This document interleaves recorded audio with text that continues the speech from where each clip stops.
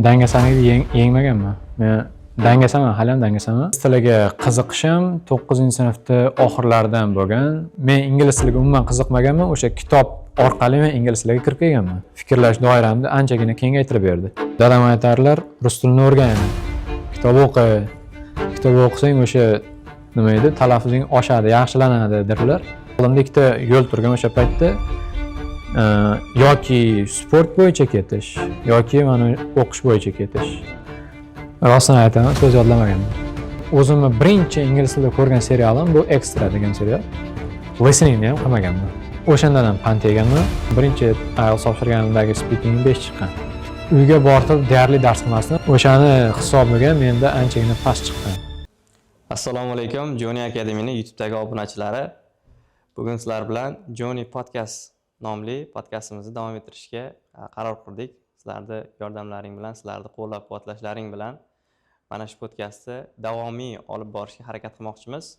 Xo'p, oldinlari bu podkastni o'quvchilar bilan olgandik. Endi ko'pchilik biz obunachilarimiz, biz o'quvchilarimiz, ota-onalarning fikriga inobatga olgan holatda Joni Academy'da qanaqa o'qituvchilar dars beradi, o'zi kim ular, qanaqa darajaga ega, nima u degan savollarga javob berish uchun biz o'qituvchilarimiz bilan, Joni Academy'ni o'qituvchilari bilan mana shunaqa podkast olishga qaror qildik. Birinchi bizni o'qituvchimiz bugun sizlarga tanishtirmoqchi bo'lgan Asliddin Nabiyev bo'ladi. Xush kelibsiz Asliddin. Assalomu alaykum.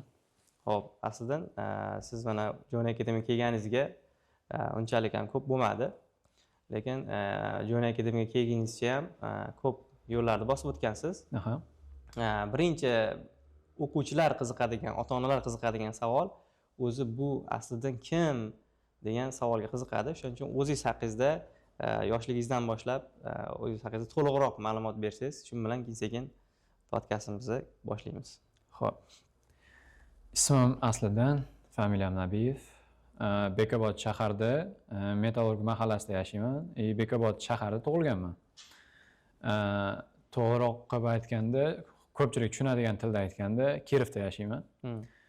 Xo'p, 16-maktabda o'sha Kirovdagi mahalliy maktabda o'qiganman. 11-sinfgacha, litsey, kollej bo'lmagan. Ingliz tiliga qiziqishim 9-sinfda oxirlaridan bo'lgan.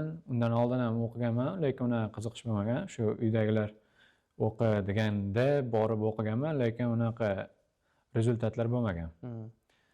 Keyin o'sha maktabda o'qib yurgan paytlarim men umuman o'qishga unchalik darajada qiziqmaganman. Men qiziqishim ko'pincha futbol yoki o'rtoqlarim bilan aylanishga chiqish, bu yoqda yurish bo'lgan.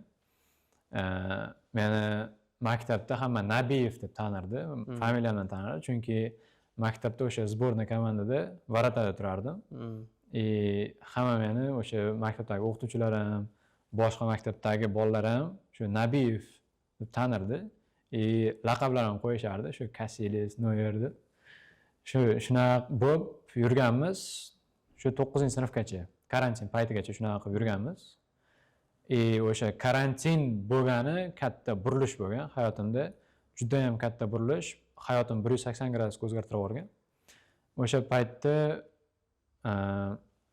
ingliz tiliga borib yurardim.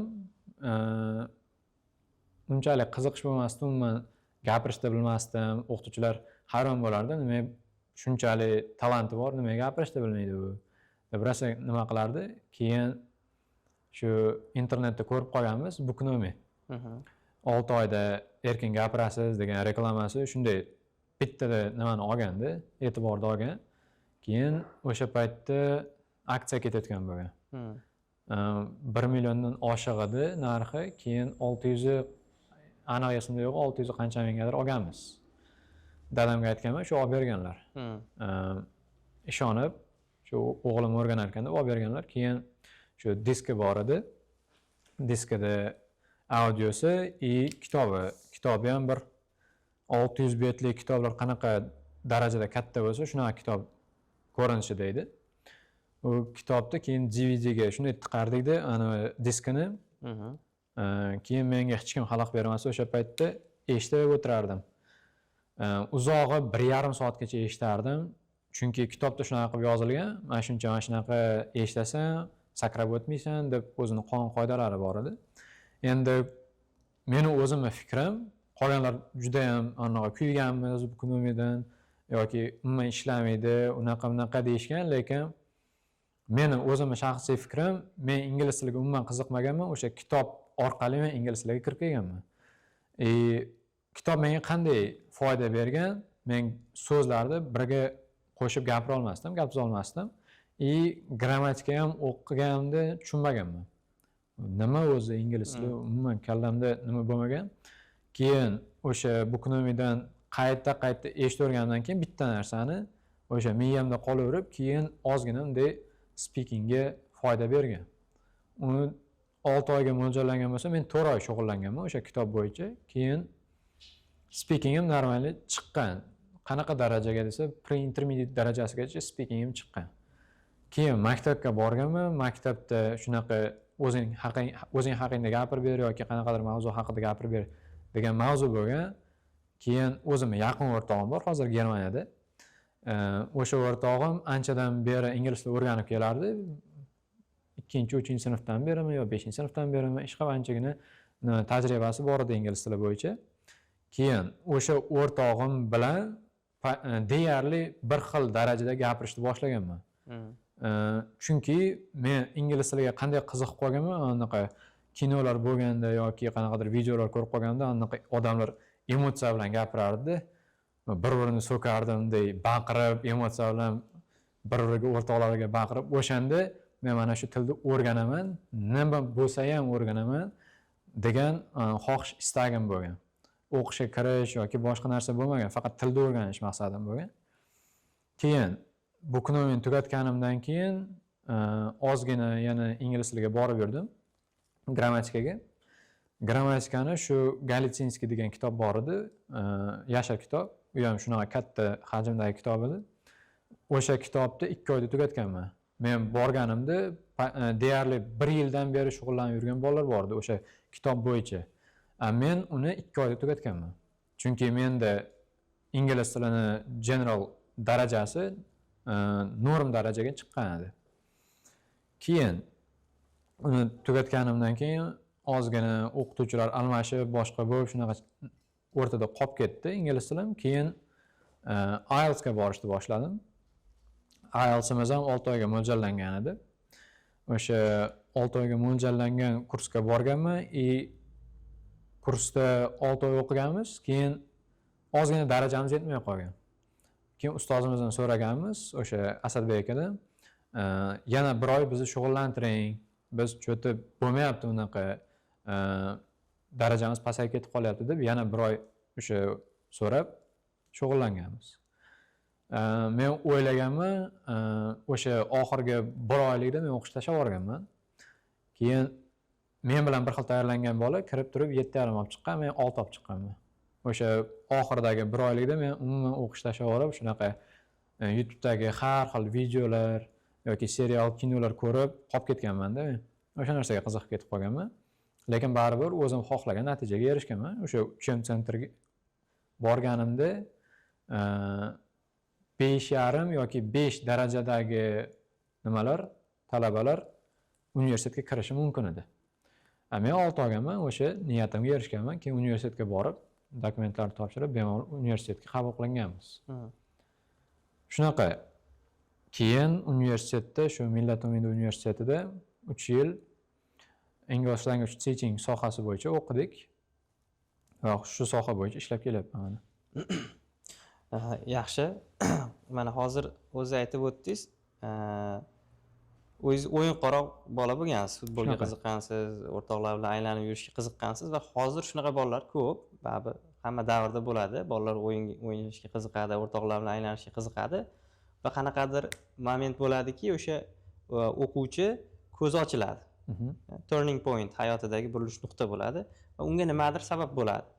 O'sha sizga nima sabab bo'lgan shu o'zgarib ketishingizga ham aynan biror voqea bo'lganmi? Bo'lgan.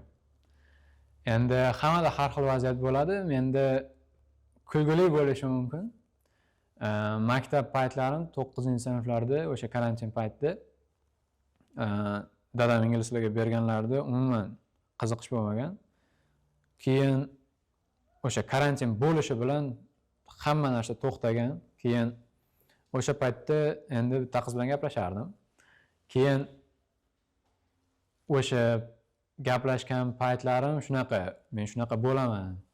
Hali anaqa amerikaliklarga o'xshab gapiradigan, unaqa universitetlarda o'qiydigan bola bo'laman deb aytganman. Keyin u qizda shunaqa nima bo'lgan, men ota-onam yuzini yerga qarata olmayman, unaqa deb shunday men chopilganman. Keyin bo'pti deganman. Hayotda bo'lar ekan shunaqa narsa. O'sha narsa menda turning point bo'lgan. Shu o'zimga qarashim kerak men. Anaqa vaqtimni bekorchi narsalarga emas. Agar men shu darajadagi odam bo'lmasam, menga hech kim qizini bermaydi. Men o'zim xohlagan odam bo'lmasam, hamma hurmat qiladigan odam bo'lmasa, men o'zimni bunday qilib turib, maqtanib, ko'chada gerdab yura olmayman. Men o'zimni shunaqa tasavvur qilganman o'sha paytda, kostyum shimlarda, qanaqadir kompaniyalarda kompyuter bilan o'tiradigan, har xil tillarni biladigan odam deb o'zimni tasavvur qilganman. O'sha paytda men shunaqangi qattiq maqsad qo'yganman, men shu tilda nima bo'lsa ham o'rganaman. O'sha paytda keyin shunaqa darajaga chiqqan. Demak, o'sha hozirgi yoshlar xulosa qilish kerakki, agar ertaga uylanmoqchi bo'lsa, bir yaxshi soliha qizga uylanmoqchi bo'lsa, o'z ustida ishlash kerak. Shunaqa. Ya'ni nimagadir erishmasa, o'g'il bola bir pog'ona baland turmasa, ba'zi qizlar yoki atrofidagilar uni hurmat qilmaydi. Shunaqa. Ming o'ziga qarab, chiroyli qilib, qo'lida taroq tushmasdan qilib yurgani bilan nimadirga erishmasa, u o'g'il bola sifatida deyarli hech narsaga erisha olmaydi deb o'ylayman men ham. Shunaqa. Xo'p, endi mana IELTS haqida gaplashsak. IELTSdan 7 ball oldingiz. O'zi qanaqa bo'ldi o'sha 6 dan 7 ga chiqish bosqichi sizda? Birinchi IELTS olganimda 6 olganman. Unda ingliz tili unchalik darajada kuchli bo'lmagan. Hamma narsa o'sha general Englishga kelib taqaladi. Keyin o'sha 6 olganimdan keyin men polni hamma IELTS narsalarini tashlab yuborganman. Umuman IELTS qiziqmas o'sha menga. Kerak emas hech narsasi. Men boshim og'rib ketdi bunaqa narsadan deb chetlashtirib qo'yganman. Universitetga kirganimdan keyin shu universitetda o'zida readinglar berilardi, har xil insholar yozardik, essaylar. O'shalarni yechib yurardim. U IELTSga emas, u general Englishga foyda berardi. Keyin universitetda aytishdi, shunaqa IELTS bo'lsa, katta imkoniyatlari bor, qanaqadir imtiyozlari bor. O'sha grant yutsa bo'ladi, qanchadir foiz deb aytishgan. Lekin qiziqmaganman, chunki o'sha zerikib ketgan edim-da. Keyin Bekobodga kelganimdan keyin qarasam, o'sha maktablarda yoki qanaqadir uchim sentrlarda hammasida sertifikat so'ralyapti. Men uni bilmay yurganman, shunday ishlab yurganman Toshkentda ham. Chunki meni speakingim yaxshi bo'lgan, o'shanga qarab olishavergan. Men hamma joyda shunaqa deb o'ylaganman. Keyin bu yerga kelganimdan keyin ko'rganman, real hayotda qanaqa. Keyin 7 ga chiqish uchun menda 3 yil nima ketdi, vaqt ketdi. Bu 7 ni ham qanday oldim? Bunda ham dangasalik qildim, tayyorlanmadim. O'sha chunki zerikarli bo'lib qoladi-da. Readinglarimni qilardim-ku, lekin uni nima qilmasdim, analiz qilmasdim. Listeningimda ham shunaqa. Listeningimni ham praktika qilardim, lekin analiz qilmasdim. Shuning uchun menda shunaqa past 7 ball chiqib qoldi. Agar uni analiz qilib nima qilganimda, bundan balandroq chiqishi mumkin edi.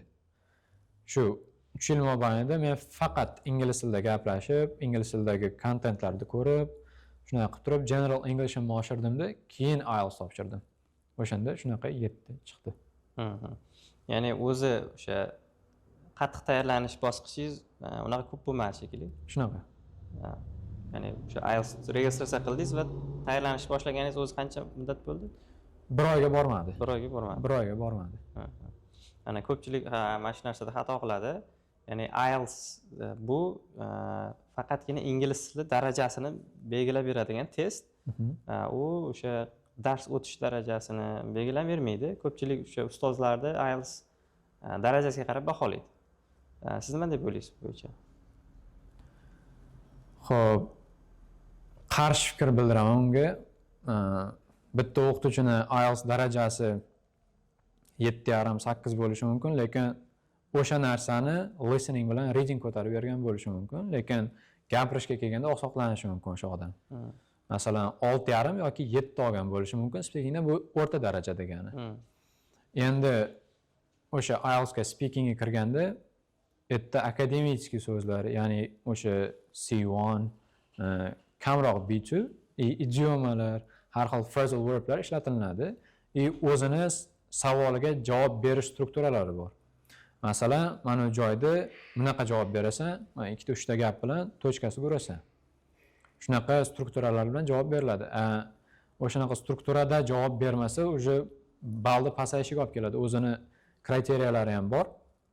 Speaking bo'yicha, writing bo'yicha, hamma narsa bo'yicha o'shani ko'rib chiqibgina o'sha bo'yicha tayyorlansa, baland o'sha IELTS dan baland ball olishi mumkin. Agar unga qaramasdan shunday kirib chiqsa, strukturalar bilan pastroq ball oladi odam. Mana qarang, hozir siz o'zi sohangiz, universitetdagi sohangiz ingliz tilini boshqalarga o'rgatish. Shunaqa ekan. Va ko'pchilik bu sohani tanlamaydi. Aynan bu juda ham tor sohada, aynan ingliz tilini o'rgatish degan soha. Va siz o'g'il bola bo'lib turib, aynan shu sohada o'qigansiz, chunki o'g'il bolalar ko'p bu sohada o'qimaydi, ko'proq o'sha qizlar o'qiydi deb o'ylayman. Balki gruppangizda ham shunaqa bo'lgan bo'lsa. Gruppada ham shu 3 ta 4 ta bolalar bor edi. Ya'ni nisbat qizlarga karasi ko'p bo'lgan, to'g'rimi? Va nima sabab bo'lgan siz mana shu sohaga tanlashingizga, kirib kelishingizga? 11-sinfda men qaror qabul qilib bo'lganman. O'sha paytda jahon tillariga topshirish varianti bor edi.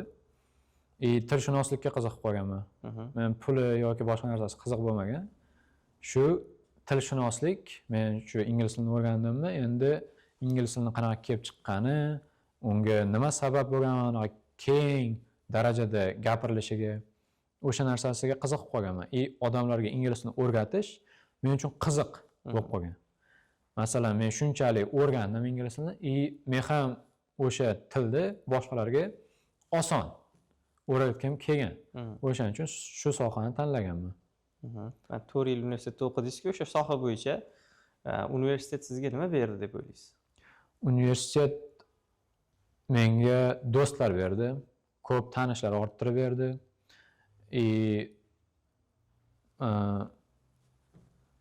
O'ylash nimamni, fikrlash doiramni anchagina kengaytirib berdi. Anchagina katta ustozlarni ko'rdim. Endi oddiy ustozlar yo'q edi. Hammasi malakali, tajribali o'qituvchilar edi. O'sha Amerikada yoki Britaniyada dars bergan, yashagan, o'sha yerda o'qigan odamlar edi. Ular ham anchagina maslahatlar berardi. Biz ancha o'qituvchilarimiz bilan gaplashardik. Shunaqa maslahatlar berishardi. O'zlari biz universitetga kel, biz o'quvchimizsan deb ishlarga ham taklif qilishgan. O'sha biz taklif bildirganimiz uchun o'sha soha bo'yicha magistratura ham ochildi. Universitetimizda o'sha o'tgan yil ochildi o'zi. Shunaqa ancha narsa berdi. Yaqin do'stim bor. O'sha yaqin do'stim ham o'sha universitetda shu English language teachingda topdim. Bitta gruppada o'qidik. Anchagina sohani chuqurroq o'rgandim. Ya'ni o'sha o'qituvchi ko'rgan odam baribir boshqa bo'ladi. Bizni bitta qolipga solishdi ular. Shunaqa. Yaxshi. Demak, universitetda ko'p narsa o'rgangansiz, aynan dars o'tish bo'yicha, ingliz tilini aynan dars o'tish bo'yicha 4 yil davomida shu bilimlarni olgansiz va o'zingizni dars o'tish bo'yicha, o'sha dars o'tish filosofiyasi deydimi, falsafasi deydimi? What's your teaching philosophy? Ya'ni dars o'tish falsafasi qanaqa? Men dars o'tganimda o'sha meni darsimga kelgan odam o'sha kelgan kunda nimadir yangi narsa olib ketish va o'sha narsani qo'llay olish. Men o'sha narsani juda ham oddiy qilib beraman o'quvchiga. Men o'quvchini urishib o'tirmayman. Men o'quvchilarim o'zi ham biladi. Men qattiq gapirmayman o'quvchilarimga. Chunki men darsimga kelyapti, men o'zimni vazifamni qilyapman. O'zimni tomonidan berilgan vazifani men 100% darajagacha olib chiqishga harakat qilaman har doim. To'xtab qolish degan narsa hech qachon bo'lmaydi. Chunki o'qituvchi degani har doim izlanishda bo'lish kerak. Chunki bu tilda har doim o'zgarish bo'lib boradi. O'shaning uchun har darsda nimadir yangi narsa o'quvchilarimga berishga harakat qilaman. O'quvchilarim ham o'sha narsani qadriga yetishini bilish kerak. Bu videoni ko'rayotgan bo'lsa, o'zaro jon kuydirib gapiraman. O'shaning uchun ham boshida rezultat yaxshi bo'lmagan o'quvchilarim hozirga kelib turib ancha ko'tarilib darajasi ko'tarilib qoldi. Mana shunaqa bo'lasan, aytgan narsamni qilsang deganim uchun. Ya'ni o'zi o'quvchilar sezib qoladi. Kim jon kuydirib dars o'tadi, kim shunchaki qo'l uchida dars o'tib ketadi, kim shunchaki vaqt o'tkazmoqchi bo'ladi. O'quvchilar o'zi sezadi bu narsani. Va men bitta narsa so'ramoqchi bo'laman sizdan. Mana yaqinda o'sha menga aytishdi. Sizni gruppangizga o'sha o'quvchilar qo'yilgan va u o'quvchilar o'rtoqlarini chaqirib kelganda o'sha qaysidir o'rtog'i meni olsin deb rosa haligi so'rabdi, oladimikan deb rosa so'rabdi. Vaholanki bizda o'sha o'quv markazida doim qabul bo'ladi. Ya'ni shu holatga kecha o'quvchilar sizni xohlab o'zi qidirib kelib, o'zi mana shu Aslan akani guruhida o'qiyman deb, olsin meni iltimos deb o'sha darajaga kelguncha qisqa muddat bo'ldi. O'zi nima qildingiz o'zi? Qanaqa nima qo'lladingiz? Hech qanaqa magical narsa bo'lgan yo'q. Men shunchaki borimni berib dars o'tdim.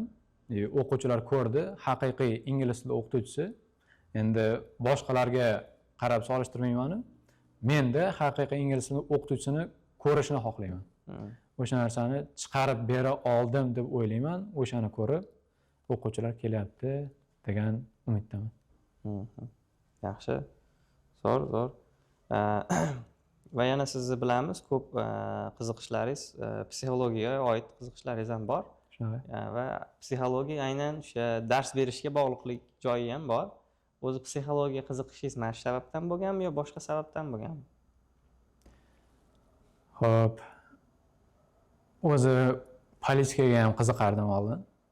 Keyin hozir unchalik qiziqmayman. Kitoblarda har xil ingliz tiliga kirib kelganingizdan keyin har xil informatsiyalar bo'ladi. Bitta gap bor edi. Use or be used. O'sha narsa qattiq ta'sir qilib ketgan. Chunki kuchsiz odamlar har doim foydalaniladi. Keyin psixologiyani o'rganishga nima qildim? Harakat qildim. Ko'p joyga qarasak, o'sha har xil manipulyatsiyalar bo'ladi, boshqa narsa bo'ladi. Men o'shalarni detect, ya'ni payqashga harakat qilishga nima qildim? Harakat qildim. Ko'p kitoblar o'qidim shu bo'yicha. Sizga qarshi qo'llashini, menga qarshi qo'llash o'sha narsani sezish uchun. Endi men psixologiyani o'rganyapman deganim men har kimga har xil psixologik nimalar triklar qilaman deganim emas. Men shunchaki o'zimni himoya qilish uchun shu narsani o'rganyapman hali ham. Bu narsa tugamaydi. Qaysi kitoblarda o'qidingiz? Sir bo'lmasa. Xo'p, Surrounded by Idiots, ahmoqlar bilan o'ralgan degan kitob, Surrounded by Psychopaths, ya'ni psixopatlar bilan o'ralgan. Thomas Erikson yozgan ikkalasini ham. Keyin The Laws of Human Nature, ya'ni odam tabiat qonunlari. Keyin Mark Mansonning kitobi bor, The Subtle Art of Not Giving Enough. O'sha kitob. Shunaqa kitoblarni o'qidim, yana qidiryapman boshqa kitoblarni, shunaqa psixologiyaga oid. Yana bitta kitob, The Art of Seduction. U kitobda har xil o'sha tarixdagi figuralarni qanday qilib turib shu darajaga yetishgan, qanday qilib turib hamma odamlarni orqasidan ergashtira olgan, shular haqida yozilgan. Juda ham qiziqib qolgandim o'sha kitobga. O'sha kitob ham har xil narsalarni o'rgatgan. Kleopatra qanday qilib yashagan, o'sha darajaga yetishgan, Marilyn Monroe yoki Napoleon Bonaparte shunaqa odamlar qanday qilib turib shu darajada katta auditoriyani boshqara olgan. O'sha narsaga qiziqqanim uchun o'qiganman. Ancha narsa olganman o'zimga. Yaxshi. Mana Robert Green'da Human Nature kitobi juda qalin kitob, taxminan bir 700 bet bo'lsa kerak. Deyarli 700 bet. Juda qalinligi ham, kattaligi ham katta kitob edi. Qancha muddatda o'qib tugatgansiz o'zi shuni? Uni o'qishim juda ham qiziq bo'lgan. Birinchi o'qiyotgan paytimda qiziqib o'qiganman. Keyin oradan nimadir bo'lganda tashlab qo'yganman kitobni o'qishni. Keyin oradan yarim yil o'tdimi, yana qiziqib qoldim. Yana oldim qo'limga. Keyin o'sha qolgan joyimdan ozgina orqaga qaytdimda, yana eslab olish uchun yana o'qishda davom etdim. Keyin u paytda ham o'qirdim, ham ishlardim. Men o'sha vaqtim juda ham tig'iz bo'lardi. Qanday qilib turib men shu kitobda ham o'qib, ham qolgan ishlarimga ham ulguraman degan narsa bo'lardi. Ya'ni Toshkentda yurgan bolalar biladi, o'sha avtobuslarda yo metrolarda anchagina ko'p vaqt yuriladi, agar uzoq joyda tursa. Keyin deyarli 20 minut eng kami vaqtim bo'lardi, o'sha avtobuslarda yoki metrolarda o'tirib o'sha kitobni o'qib ketardim. Oxiriga kelib turib shu darajada qiziq bo'lib ketdi, atrofdagi odamlar qiziq bo'lmay qoldi. O'sha bor fokus o'sha kitobga qaratildi. O'sha miyamda tasavvur qilib ketardim o'sha tarixiy odamlarni, oldin qanday bo'lgan, qanday qilib turib odamlar o'sha davlatlarni boshqargan shunaqa. U deyarli 1,5 yilda tugatganman o'sha kitobni. Orada to'xtalish bo'lganda o'sha hisobiga. Katta kitob. Zo'r va o'sha orqali inson tabiati qanaqaligini bilib, to'g'ridan to'g'ri bu hozirgi kasbingizga bog'liq. Juda yaxshi. O'zi ko'p kitob o'qiysizmi? Oldin ko'p kitob o'qirdim. Hozir kitob o'qishimda nimasi soni pasaygani, lekin sifati oshgan, chunki qimmatbaho kitoblar qidiraman men. U kitobni ham olganimdan keyin men shunday o'qib chiqmayman-da, o'rganib chiqaman hamma narsani. Faktlarga qarayman, boshqa. Inglizchada o'qiganim uchun so'zlariga qarayman. Har xil yangi so'zlar chiqadi. Baribir o'qituvchiman. Yangi so'z chiqib qolsa, sirazi nimaga yozib qo'yaman. Keyin ishlatib ko'raman uni. Shunaqa, o'shani hisobiga menda ko'proq vaqt ketadi bittagina kitob tugatishga. Agar u 300-250 betli bo'lsa, deyarli 2-3 oy ketadi o'qib tugatishimga. Agar 100 betdan ozgina oshiq bo'lsa, men 2 haftada yo 3 haftada tugatishim mumkin, 1 oyga bormasdan. Eng yoqtirgani qaysi siz? Eng yoqtirgan kitobingiz shu paytgacha? Eng yoqtirgan kitobim The Art of Seduction. O'sha Robert Green'da The Art of Seduction kitobi. Chunki juda ham ko'p tarixiy odamlar haqida yozilgan. Men o'sha kitobning ichida yashadim-da. 3-kursligimda o'qidim kitobni. O'zi qanday boshlagansiz? Men kitob o'qish qanday boshlagansiz? Kimdir aytganmi yo? Shu uyda bobomlar knижный shkaf bor. O'sha kitoblar hammasi ruscha deyarli. Shu rus tilini zo'r bilganlariga hamma kitoblar ruscha, o'zbekchasi sal kamroq. O'shanga qarab dadam aytarlar, rus tilini o'rgan, kitob o'qi. Kitob o'qisang o'sha nima edi, talaffuzing oshadi, yaxshilanadi dedilar. Keyin uyda faqat men ko'chaga chiqib ketardim, o'rtoqlarim bilan o'ynagani yoki boshqa telefonga qiziqib ketardim. Uyimdagilar so'rashardi. Kitob o'qi deb. Keyin o'sha bozorga chiqqanimizda ayam kitob olib berganlar. O'tgan kunlardami olib berganlar. Keyin o'tgan kunlarda o'qiganimdan keyin kitobga bo'lgan qiziqishim oshib ketib qolgan. Men kitobga o'sha paytda mehr qo'yganman. Undan keyin tushda kechki umrlarda ham o'qib, men o'sha yozilgan voqealarni men ichida yashaganman. Undan keyin o'sha ingliz tiliga kirib kelgandan keyin inglizcha kitoblar o'qishni boshlaganman. Unaqa ko'p kitob o'qimaganman, lekin sara kitoblar o'qiganman. Shunaqa deb maqtanaman. Mana o'sha rus tilida kitoblar ko'p bo'lgan dedingiz, o'shalardan ham o'qib ko'rganmisiz rus tilidan o'zi? Shu Tolstoyning kitobi bor. aniq qaysi kitobi esimda yo'q, lekin o'sha Tolstoyniki edi. Shunaqa ichidagi yangi so'zlarni olaman o'zim uchun. Men rus tilidagi kitoblarni o'zimga kerakli bo'lgan narsani olish uchun o'qiyman. Ya'ni menga nima kerak? Rus tilida yangi so'zlar kerak, yangi frazalar kerak. Men o'shaning uchun o'qiyman rus tilidagi kitoblarni.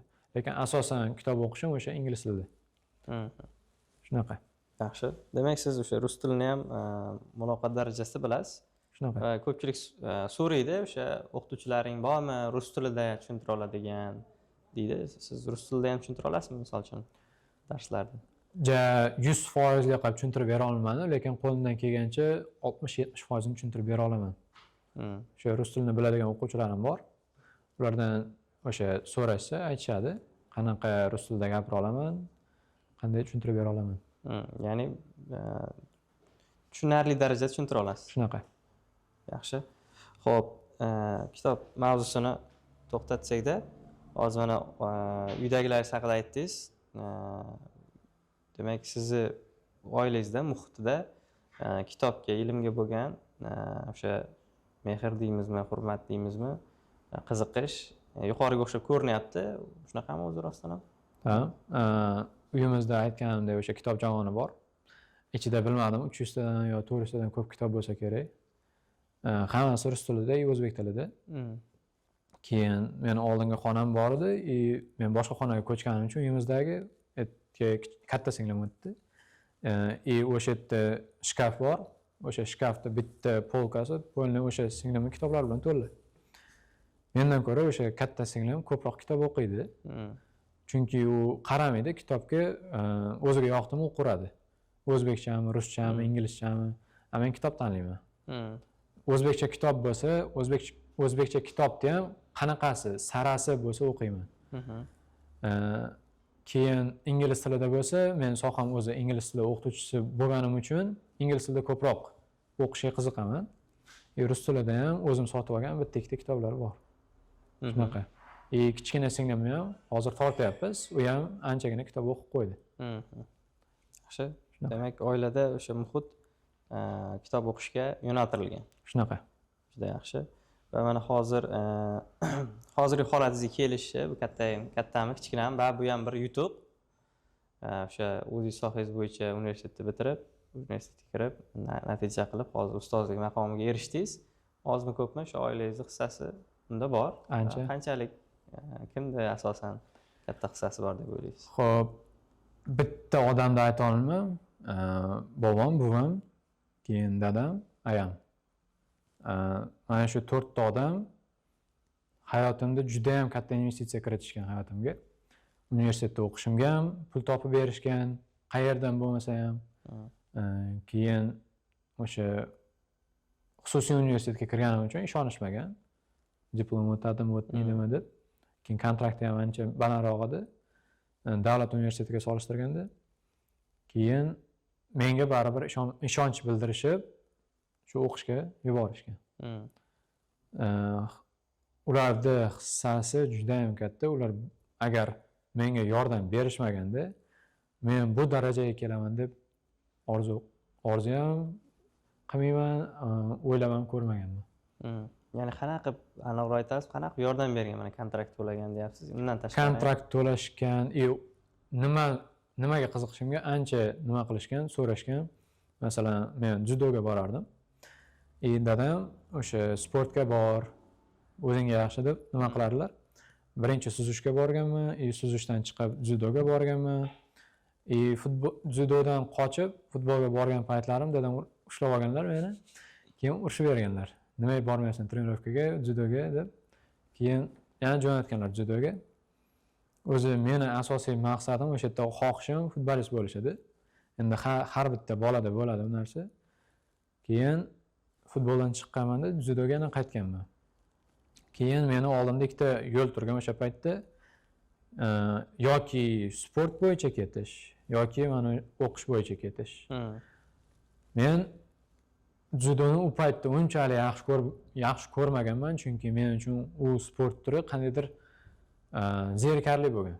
Hozir sog'inaman, lekin o'sha paytda unchalik qiziqishim bo'lmagan. O'sha dadam aytganlar uchun borardim. trenirovkadan kelardim, keyin o'sha ingliz tiliga qiziqib qolgandan keyin dadamga aytganman, shu ingliz tiliga boraman, ingliz tilini o'qiyman, shu soha bo'yicha ketaman deb. Keyin xo'p deganlar, qabul qilganlar qarorimni. Odam sifatida yo'q, bo'yicha ketasan deb nima qilmaganlar. Pas ko'rmaganlar, odam sifatida eshitib, xo'p deb hamma imkoniyatlar qilib berganlar. Ayam o'sha emotsionalli nima bo'lsa, menga qo'llab-quvvatlab, podдержкада bo'lganlar. Shunaqa. Juda yaxshi. Xo'p. Hozir yana bir ozgina IELTS bo'yicha siz tayyorgarligingiz bo'yicha ozgina savollar bor ekan. Ya'ni o'quvchilar hozir mana nima uchun ingliz tili o'qish kerakligini tushuntiramiz ularga va qanday qilib o'qish kerakligini ko'pincha qolib ketib qoladi. Va ko'pincha o'quvchilar mana shu qandaydir how'ni topolmaganligi uchun o'qishmaydi, yaxshi o'qishmaydi yoki yaxshi kirisha olmaydi. Mana shu narsalar bo'yicha gaplashsak va o'zingizni tajribangizdan buni qanaqa qilgansiz, shularni aytib bersangiz. Misol uchun birinchisi, u juda ko'pchilik deyarli barcha qiynaladigani so'z yodlash. Sizga ham so'z yodlash qiyin bo'lganmi va qanaqa qilib yodlagansiz so'zlarni? Rostini aytaman, so'z yodlamaganman. So'z yodlash men uchun anaqa, nima desa bo'ladi? Vaqtimni ketkazish, zerikarli bo'lib tuyulardi. O'sha birinchi borgan joylarimda, o'sha ingliz tilini o'rganib yurganimda so'z yodlatardi, yonimdagi sheriklarimga qarardim, hamma yaxshi yodlab, kirib gapirib berib, shunaqa qilardi. Menda unaqa narsa o'xshamas edi. Keyin o'sha aytgan hamma narsam bo'ldi, karantin bo'ldi. Keyin men YouTube'ga kirib, o'sha Booknomi orqali men bitta odamni topib oldim. AJ Hogg degan, u amerikalik odam, 40 milliontadan oshiq studenti bor edi. Hozir bilmayman, 50 milliontadan oshgandir. O'sha men o'rgangan paytimda shunaqa 40 milliontadan oshiq studenti bor. O'sha Booknomi degan kitob o'sha odamning kitobidan nusxasida endi o'zbeklashtirishgan. O'sha odamni men videolarini ko'rib turib, ingliz tili qanaqangi emotsiyaga boy tilligini ko'rib turib, men sevib qolganman-da ingliz tilini. O'sha orqali men o'sha odam videolarini ko'rib turib, tushunmasam ham bir 30-40% tushungan bo'lsam ham ko'rganman. O'sha ulanib ketgan. AJ Hogg, Lingua Marina, English with Lucy, shunaqa bu ulanib ketgan. Men qanaqa ingliz tilida video bo'lsa, hammasini ko'rardim. Juda ham ko'p ingliz tilida YouTube'da videolar ko'rganman, hammasi o'sha ingliz tilini o'rgatish bo'yicha edi. Keyin men o'zimni qiziqishim nimada deb o'ylaganman. Uylarda har xil villalarda obzor qilib yuradigan bitta Enes Yilmazlar degan turk odam bor. 2007-yil Amerikaga ketgan va 2021 yoki 22-yilda Amerika fuqaroligini oldi odam. O'sha odamni uylarda obzor qilib yurganini ko'rib turib, men mazza qilib o'tirardim-da. O'sha ham uylarda mazza qilib tomosha qilardim, ham yangi so'zlar olardim o'zimga. Men o'shandan yangi so'zlarni olardim, har xil videolarni ko'rib. Boshqachasiga men so'z yodlay olmasdim. O'sha o'zimga yoqadigan narsalarni ko'rib, men bitta o'sha so'zni eshitib qoldimmi, o'sha so'zni qidirardim. Bo'ldi, boshqasiga e'tibor bermasdim. Demak siz o'zingizni qiziqsangiz yo'nalishi bo'yicha, ya'ni o'zingiz qiziqqan soha bo'yicha bir YouTube'da kanal topib, shuni videolarini ko'rib o'rgangansiz. Shunaqa. Va misol uchun bo'lishi mumkin, u o'quvchi futbolga qiziqadigan bo'lsa, Football Tactics degan kanalda o'sha futboldagi taktikalarni ingliz tilida tushuntiradi misol uchun. Shuni o'rganish mumkin yoki qaysidir futbolchini statistikalar, ma'lumotlarni ingliz tilida aytadi. Shunga o'xshagan kanallar ko'rish mumkin misol uchun. Lekin sizda ham shunaqa vaziyat bo'lganmi? Ko'rganingizda tushunmagan vaziyatlaringiz, tushunmay qolgan vaziyatlaringiz, baribir o'sha so'z yodlamasangiz, tushunmagan so'zlaringiz ko'p bo'ladi-yu. Nima qilgansiz shu paytda? Xo'p. Ko'p ustozlardan eshitganman, o'sha YouTube'dagi gapiradigan o'qituvchilardan eshitganman. O'zing tushunadigan, deyarli 70% tushunsang, ko'rgan videoni degan. Shunaqa videolar topib, YouTube'dan qidirib topardim, ko'rardim. Qanaqa darajadagi YouTuberlar shunaqa oson ingliz tilida gapirishadi. Men o'shani topardimda, keyin ko'rardim o'zimni qiziqishim bo'yicha. Keyin o'zimni birinchi ingliz tilida ko'rgan serialim bu Extra degan serial. Extra English. O'shani ko'rib, anchagina narsa olganman o'zimga. O'sha ingliz tili bo'yicha anchagina yangi so'zlar olganman o'zimga ishlatib ko'rganman. Ishlatib ko'rganimdan keyin gaplar o'xshayapti. Yanada qiziqishim oshib ketgan. Boshqa youtuberlarni ham topganman. Futbolga qiziqishim bo'lgani uchun har xil fintlar qiladigan bitta youtuber bor edi. O'shalarni topardim. Keyin SV2 degan bitta britaniyalik nimalar bor. Youtuberlar bor. Ular ham har xil freestylerlar. Ularni ham ko'rardim. Britancha bo'lgani uchun ancha tushunarsiz. Lekin menga qiladigan freestyllar ancha yoqardi. Qiladigan hazillari men ko'pini tushunmasdim, lekin ular emotsiya berardi odamga. O'sha emotsiya orqali nima qilayotganini tushunardim.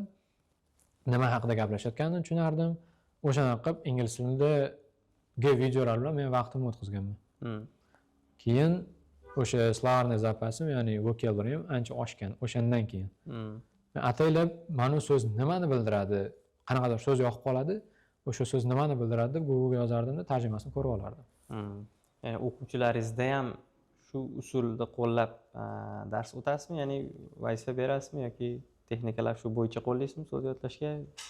Men aytaman o'quvchilarimga har doim so'z bittasini maktabda yodlagandaqa emas, masalan, bitta so'zmi, uni tarjimasi bilan shunday yodlab olish emas. Bitta so'zni ko'rdingmi, tarjimasini ham ko'r, uni gapda ishlatib ko'r, gap tuzib ko'r deyman. Gapni tuzganingdan keyin ishlata olasan o'sha narsani. degan texnikam bor o'zi, o'sha o'quvchilarga har doim aytaman buni. Keyin o'zlaring yoqtirgan narsa nima deb hamma o'quvchilarimga savol beraman. Men unga qiziqaman, men bunga qiziqaman, men mashinaga qiziqaman deydi. Bo'pti, o'shanaqa nima topinglar, topolmaslaring menga aytinglar, men topib beraman deyman. O'shanaqa uyga vazifalar qilib berishim mumkin.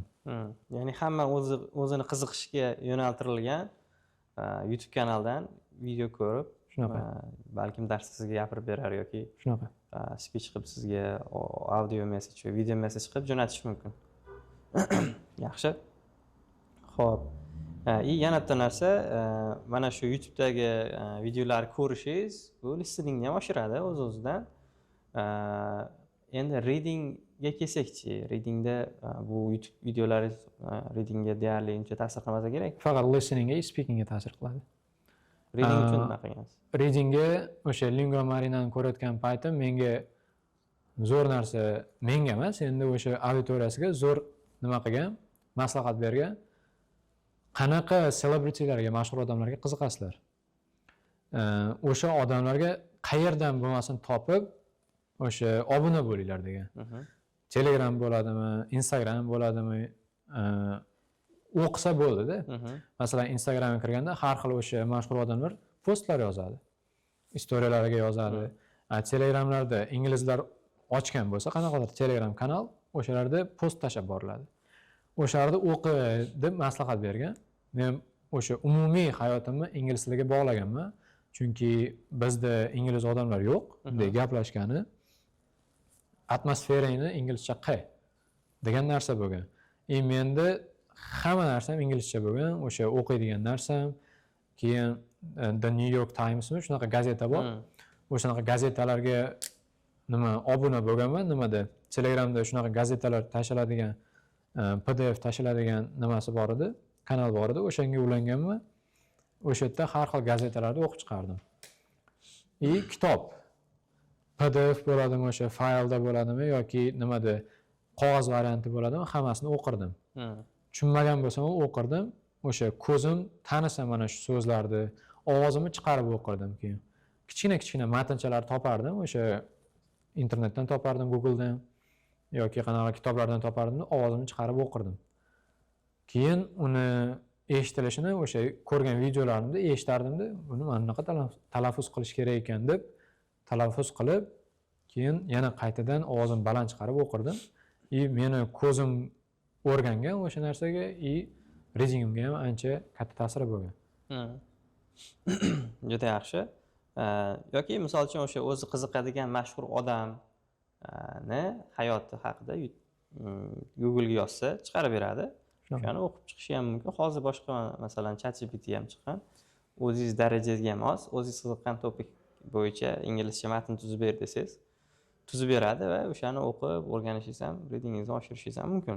Shunaqa. Juda yo'llari ko'p, lekin misol uchun hozir qanchalik yo'l ko'paygani sari, qanchalik osonlashgani sari odamlarda o'sha narsani qilishi qiyinlashib boryapti. Ya'ni teskari bo'lib qolyapti. Ko'pchilik o'ylaydi, qanchalik osonlashsa qiladigan ko'payadi deb o'ylaydi, lekin teskariga ishlayapti bu. Shunaqa. Qanaqa qilib masalan o'quvchilarda dangasalikni qanaqa qilib yengsa bo'ladi? Siz o'zingiz qanaqa qilib yenggansiz shuni? Dangasalikdami? Yoki yengganmisiz? Men dangasalikni yengmaganman. Men dangasaman, hali ham dangasaman. O'sha dangasalikni qanday qilib pozitiv tarafga o'zgartirsa bo'ladi. Men ingliz tilini o'rganishim kerak. Ingliz tilini qanday o'rganaman? Qiziqqan narsamni ko'rsam o'rganaman. Keyin meni uyda o'sha ingliz tilini o'rganayotgan paytimda men uyda hech kim ko'rmasdi. Faqatgina ovqat yeyotgan paytim tushardim. O'sha ovqatlangani boshqa payt faqat xonamda yotardim. Menga uyda remont bo'lib qolsa qilishim mumkin, lekin boshqa ishlarni qildirishmaydi. Chunki bilishadi, men o'qiyapman. O'sha seriallar ko'rardim har xil, keyin videolar ko'rardim, har xil narsalar o'qirdim inglizchada. O'sha narsa hammasi birga bo'lib turib, dangasalikni pozitiv tarafga o'zgartirib qo'ygan. Ya'ni siz dangasalikka qarshi kurashmagansiz. O'shanda foydalanganman. Ya'ni bo'lishi mumkin dangasalikni qilganingizda ham nimadir qilasiz-ku, misol uchun faqat uxlab yotmaysizku, to'g'rimi?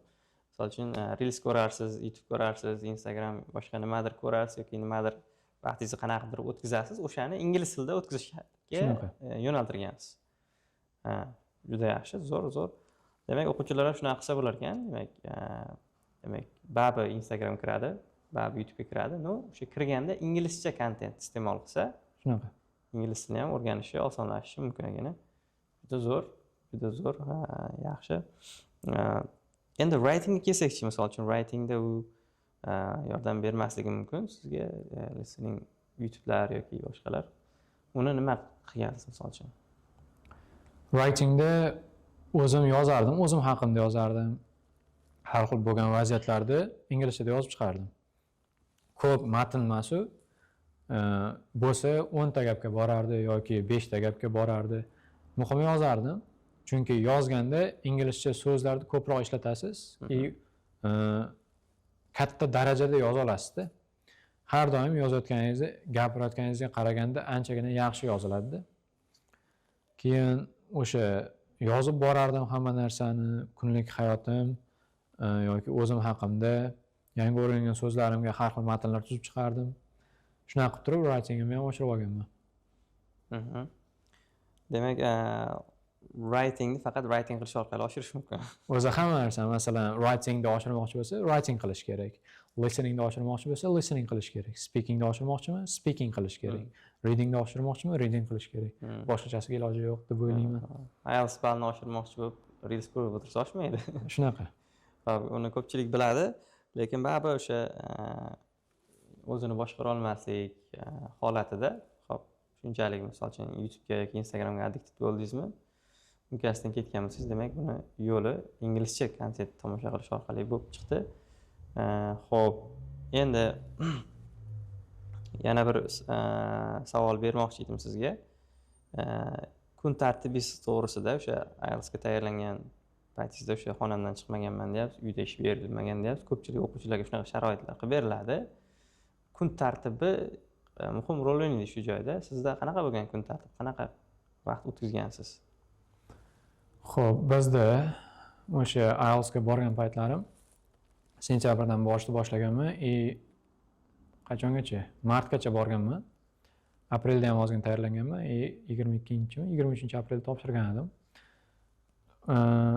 Berilgan vazifalarni hammasini 100% qila olmasdim. Maktab bo'lardi, boshqa readingga tayyorlangan paytlarim faqatgina darsga tayyorlanardim, uyga kelib turib so'zlarni qaytarib chiqardim, analiz qilmasdim. Men o'sha katta xatoim bo'lgan. Ustozimiz rosa aytardilar, o'sha Asadbek aka, qaytaringlar, analiz qilinglar, bitta kunga bitta reytingni o'zi yetadi. O'shani analiz qilsalaring bo'ldi, o'shani darajalaring oshirib beradi derdi. Lekin qilmasdim men. Erish tuyulardi menga. Menga ustozlarim nima degan bo'lsa, men teskarisini qilganman. Har doim o'sha listeningdan qanaqadir kitob berganlar, o'zlaring qilasizlar buni, men tekshirmayman, o'zlaring uchun. Derdilar. Listeningni ham qilmaganman. Boshida qilganman, keyin qarasam o'sha zerikarli, disiplina degan narsa bor.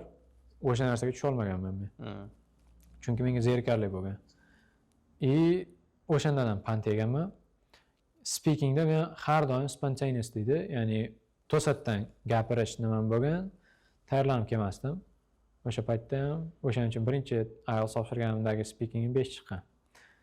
Spontanni gapira olmayman, lekin shunaqada dangasaman. O'sha paytda o'zida gapirardim.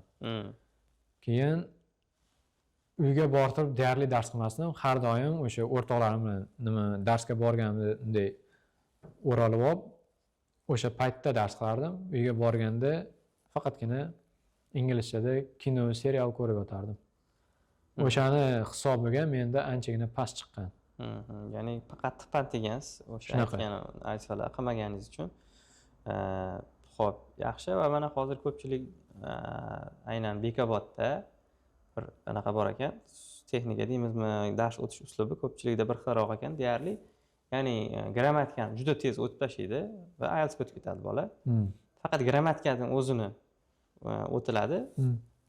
Va ba'zilarida faqat misol uchun grammatika deganda Qizil Murphy tushunilar ekanda, Qizil Murphyni o'tib tashlaydi, bo'ldi, grammatikani tugatdi. Vaholanki u o'rgandimi, yo'qmi degan savol ham bor bu yoqda hali. Shunchaki o'tildi, teng o'rganildi deb IELTS o'tib ketib qolish holati juda ko'p ekan. Va shundan ham o'quvchilar grammatikani unchalik muhim emas, IELTS o'zini detaylanish kerak degan tushuncha katta ekanda. Siz o'zingiz nima deysiz? Grammatika qanchalik muhim, o'zi kerakmi IELTS uchun? Men o'zi ingliz tilida deyarli 7 yil bo'ldi ingliz tili ichida yurganimga. 3 yil shu soha bo'yicha o'qidim. Men o'ylaymanki, ingliz tili grammatikasi IELTS uchun juda ham kerak. O'sha yozayotganda ham, writing qilayotganda ham, speaking qilayotganda ham, gapirayotganda ham ancha grammatika strukturalar yordam beradi. Chunki zamonlarda, har xil zamonlarda unday qo'shmasini ishlatish kerak-da.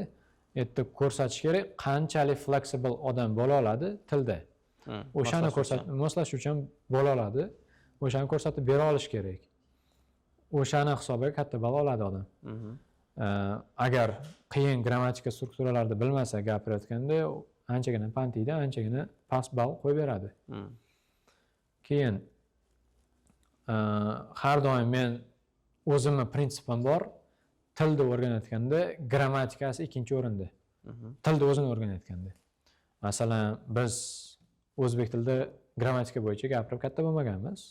O'sha uyimizdagilar yoki atrof muhitdagilar o'sha o'zbek tilida gapirganda biz ularni ilib olganimizda keyin gapirib tilimiz chiqqan o'zbekchada. Boshqa tillarda ham shunaqa qilib o'rganish kerak deymanda, keyin grammatikani o'rgansa osonroq bo'ladi deyman. Chunki menda ham shunaqa bo'lgan. Birinchi speakingim chiqqan ingliz tilida, undan keyin grammatikani o'rganish oson bo'lgan. Keyin IELTS ga o'tganman men. Grammatika o'qib turib, sirasi IELTS ga o'tmaganman. Menda etap bo'lgan hamma narsa, moslashishim osonroq bo'lgan. Grammatikani shunday bitirib turib, bu yoqqa o'tsa, speakingda ancha qiynalib qoladi. Writingda ham yozayotganda g'oyalar, boshqa narsalar kelmaydi. Kam bo'ladi, o'ylash chunki yo'q. Gapira olmaydi ingliz tilida. O'shani hisobiga ham tayyorlana olmaydi, qiyin deb chiqib ketishi mumkin. Men ko'pincha o'quvchilarga aytaman, masalan, readingda grammatika kerak emas desa, xo'p, reading nimadan tashkil topgan desam, tekstlardan deydi. Tekstlar nimadan tashkil topgan desam, gaplardan deydi. Gaplar nimadan tashkil topgan desam, so'zlardan deydi va o'sha so'zlar bir-biriga ma'no jihatdan nima bilan bog'lanadi desam, grammatika deydi. Demak, sen grammatikani bilmasang, so'zlar bir-biriga bog'la olmaysan. Bu degani ma'no chiqara olmaysan. Bu degani gapni tushunmaysan. Gapni tushunmading degani tekst tushunmading. Muhimmikan? Muhim. Hali listening kerak emas edi. Xo'p, listening nimadan tuziladi? O'sha teksti bo'ladi-ku uni ham. o'shani gapirib berishadi. Teksti bo'ladimi desam, ha, bo'ladi deydi. Tekst nimadan tuzilgan? Gaplardan, gap nimadan tuzilgan? So'zlardan. Yana o'shaga boradi.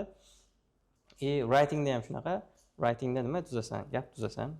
Gapni to'g'ri tuzishing uchun bir-biriga ma'noni bog'lashing uchun nima kerak senga? Grammatika kerak.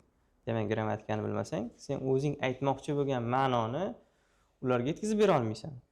Speaking shu yozilgan narsa u aytishga o'xshaydi, u ham kerak senga grammatika deyman. Keyin tushunib yetishadi grammatikani qanchalik muhimligi to'g'risida. Xo'p, sizga yana bir savol kelib qoldi.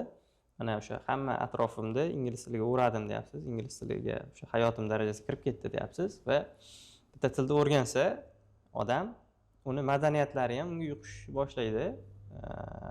Va bu ko'pchiligida qo'rqitadigan narsa, ya'ni tilni, ingliz tilini o'rgansa yoki rus tilini o'rgansa, o'zimizni milliy qadriyatlarimizni yo'qotib qo'yadi deb o'ylaydi. Siz unga qanaqa qaraysiz? Sizda shunaqa narsa bo'lganmi yo qanaqa saqlab qo'ygansiz shu narsani? Menda uydagi tarbiyaga bog'liq. Endi uyda qanchalik ko'rsatib bera olishgan, milliylik qanaqa bo'lishini. Menda yetarli darajada ko'rsatib berishgan. Masalan, ota-onani hurmat qilish, kattani hurmat qilib turib, salom berish, shunaqa narsalar menga yoshligimdan uqtirib kelingan. Menga bu narsada muammo bo'lmagan. Chunki men uyimda yaxshigina tarbiya ko'rib katta bo'lganman. O'sha milliyligimiz qanaqa? Chunki baribir ingliz tilini men kech o'rganganman, yoshligimdan emas. Agar yoshligimdan o'rganganimda qandaydir o'zgarish bo'lishi mumkin edi. Chunki yosh bola baribir har narsaga qiziqadi. Menda o'sha hamma narsa rivojlanib bo'lgandan keyin men ingliz tilini o'rgandim va men chegara nimaligini bilardim. O'sha chegaradan o'tib ketmaslik uchun rosa harakat qilardim keyin. Yaxshi. Zo'r. Xo'p. Yana qaysi savolim bor? Bitta savol bor deysan, chiqib qolamiz.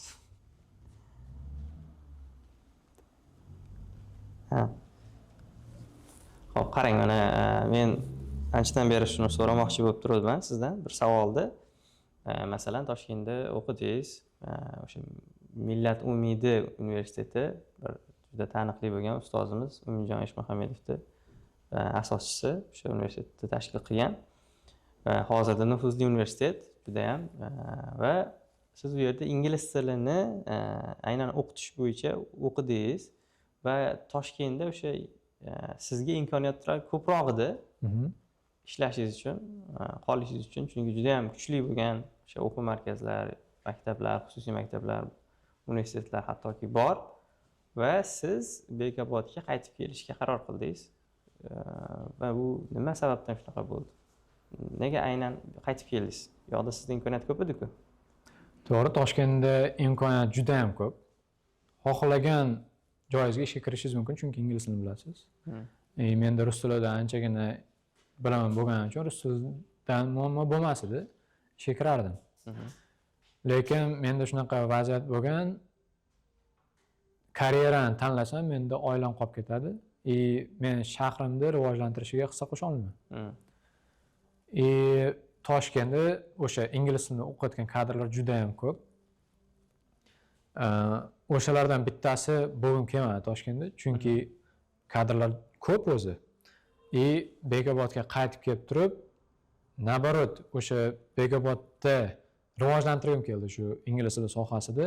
Masalan, zo'r o'qituvchi degan maqomga Bekobodda erishgim keldi, Toshkentda emas. Baribir tug'ilib o'sgan joyim Bekobod. Tanitgim keldi. Chunki ko'pchilik tanimaydi Bekobodni. Bekobod shahar desa, qayer u deb so'rashadi. Keyin mana Toshkentda eng janubida joylashgan shunaqa joy bor, qattiq shamoli bor, shamol bilan mashhur deb tushuntiraman-da keyin.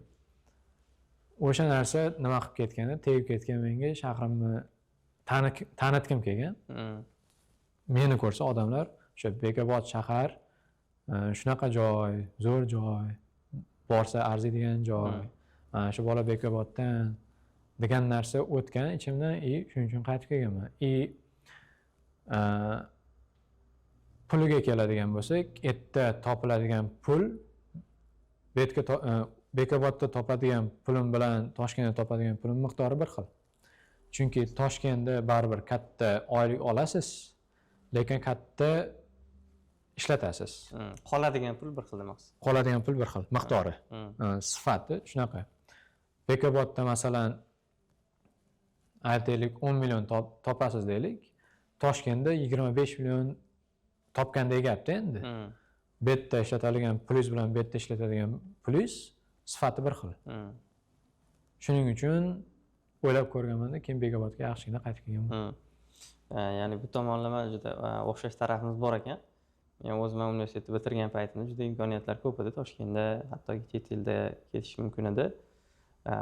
Men o'zim aynan Bekobod tumanida shaharda ham IELTS o'sha paytda dars beradigan o'qituvchini qidirib sarson bo'lganmiz. Topolmaganimizdan Toshkentga o'qishga ketgandik. Tayyorlangani IELTSga va o'sha universitetni bitirishim arafasida men o'zim qiynalganligimni eslab, nega hamma o'sha Toshkentga ketib qolaveradi? Toshkentga ketib qolaversa, Bekobodda kim dars o'tadi? Kim o'sha chiqib kelayotgan bolalarga o'rgatadi? Ular ham Toshkentga qatnaveradimi? Degan maqsadda, demak, kimdir qolish kerak, kimdir boshlab berish kerak deb o'zim o'sha IELTSni o'rganib kelib, IELTSni universitetda bitirib va shu yerda dars berishni boshlaganman. Va sekin-asta mana IELTS dars beruvchi o'quvchilar juda ham ko'payib ketdi, o'qituvchilar.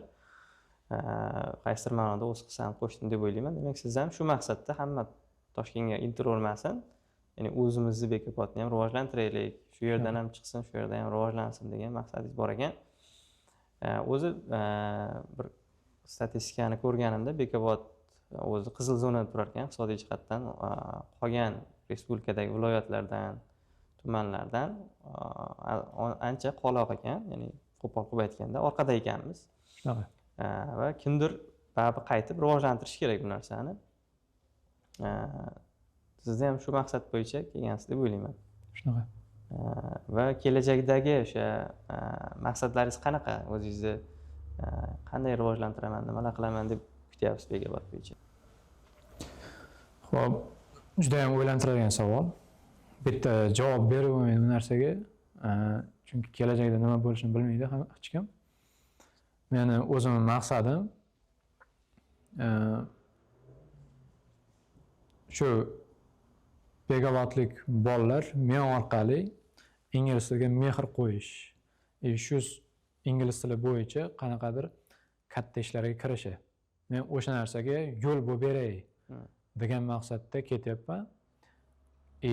Men o'zimni yana bitta maqsadim bor edi, shu magistraturani o'qish hali ham bor. Lekin hozir payti deb o'ylamayman. Chunki hozir ishlamoqchiman, ko'rmoqchiman o'qituvchilik yana qanaqa mashaqqatlari borligini. To'g'ri, deyarli 3 yil o'qituvchilik qildim, lekin yana qanaqa mashaqqatlari bor ekan o'qituvchilikda deb ko'rmoqchiman. Magistraturaga yana shu soha bo'yicha topshiraman, xudo xolasa. Juda yaxshi. Demak, xudo xolasa yana bir kattaroq natijalarga erishganingizda, xudo xolasa yana bir sizni chaqiramiz, yana bir suhbatingizni olamiz. Qanchalik hozirgi holatingizdan o'zgarganligingizni, nimalarni yana tushunib yetganingizni so'raymiz. Va menda ko'pincha oxiri bir savol so'rayman ko'pchilikdan. Mana shu yoshga yetgunizcha 21 yoshdamiz hozir. 21 yosh ham yosh, lekin shu paytgacha qanaqadir xatolar qilgansiz baribir. O'sha xatolaringizni aytib bersangiz, qaysi xatolarni qilgansiz va o'sha paytda nima qilsa to'g'ri bo'lardi? Ko'p vaqtimni telefon o'ynash bilan o'tkazganman. O'shani kitob o'qish bilan o'tkazganimda yanada yuksakroq bo'lardim deb o'ylayman. O'sha ketkazgan paytimga achinaman. O'sha maktab paytlarim ko'p telefon o'ynardim. Futbol o'yinlari bor edi, o'sha qiziqib qolganim uchun futbol o'yinlarini o'ynardim rosa. O'sha o'rniga kitob topib o'qiganimda yanada kuchliroq odam bo'lardim deb o'ylayman. Shunaqa. O'sha qilgan xatolarimdan bittasi shu. Boshqami? Yo'q, qilgan xatolarim ko'p, endi u aytadigan xatolar emasda. Yaxshi. Xo'p. Mana oxirida obunachilarimizdan bir narsani so'rab qolamiz. Hozir mana Asliddin Nabiyev bizni Bekobod filialimizda, Bekobod shahardagi filialimizda dars beradi. Keyingi safar yana bir iloji bo'lsa chaqiramiz va o'sha paytda qanaqa savollar bersak, aynan ustozimizni qaysi tomonini ko'rishni xohlasangiz, o'sha savollarni kommentariyaga yozib qoldiring. Biz har bittasini o'qib chiqamiz. Agar lozim topsak, agar o'sha o'zingiz iloji bo'lsa, o'sha kommentariyadagi savollarga balkim shaxsan javob berib chiqarsiz. Keyingi podkastgacha kutib o'tirmasdan. Shunga nima deysiz? Shunaqa qiladigan bo'lsak. Xo'p, qilamiz. Bo'ldi. Demak, o'quvchilar, o'sha o'zingiz o'quvchilaringiz yoki bizni ko'rayotgan ota-onalar savollaringiz bo'lsa, kommentariyaga kirib yozasiz va Asliddin Nabiyevning o'zlari o'sha kommentariyadagi savollarga javob berib o'tadi. Xudo xolasa, bu podkastlarimizni yana davom ettiramiz. Qolgan o'qituvchilarimiz bilan ham qilib, bizda ishlayotgan, aynan Joni Akademiyada ishlayotgan o'qituvchilar, aynan ularni kimligi, qanaqaligi, dars o'tishi, filosofiyasi qanaqaligi bo'yicha yana gaplashib o'tamiz. Yoqqan bo'lsa yana videoga like bosib qo'yasizlar. Xayr, salomat bo'ling. Ko'rishguncha.